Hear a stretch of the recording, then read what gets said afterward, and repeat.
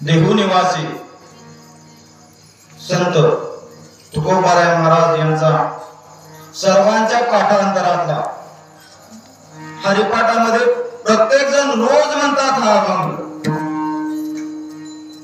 आणि हा असा 6 चरणाचा सर्वांच्या परिचयाचा असणारा सर्वांच्या वाचनात भोगण्यात असणारा असा अभंग आहे। यामध्ये जगद्गुरु तुकोबाराय महाराज सांगतात की नाम संकीर्तन हे साधन कसं आहे, सोपं आहे। आणि यामुळे काय होतं महाराज, आपले कितीही जन्मातले पाप असते त्याच्यामुळे काय होतात, नष्ट होतात। आणि महाराज दुसऱ्या चरणामध्ये सांगतात यासाठी काय करायचं, न लगती सायास करण्याची गरज नाही, कुठं पळापळी करण्याची गरज नाही। तर काय भगवान परमात्मा काय करतो, सुखे येतो घरा नारायण, न लगती सायास जावे वनांतरा, सुखे येतो घरा नारायण। बर ठीक आहे महाराज, नारायण सुखे येतो आपोआप येतो खराय, मग आम्ही काय करायचं, तुम्ही काहीच करायचं नाही। तुकोबाराय सांगतात ठाईच बैसोनी करा एक चित्त, आवडी अनंत आळवावा। तुम्ही ठाईच बैसा आणि एक चित्त काय करा, भगवान परमात्म्याचं ध्यान करा।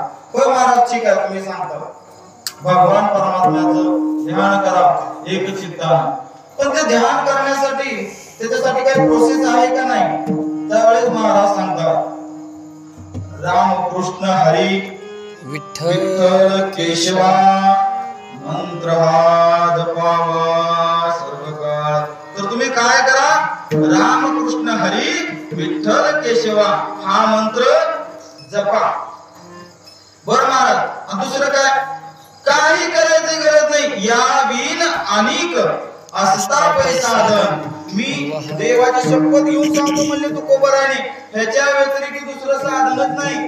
या बिन अनेक असता पैसाधन, वाहत सियान विठोबाची।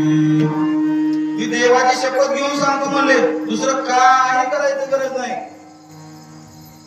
शेवटच्या चरणात तुकोबारा सांगतात तुका म्हणे सोपे आहे सर्वांनी, शहाणा तो धनी घेतो येते।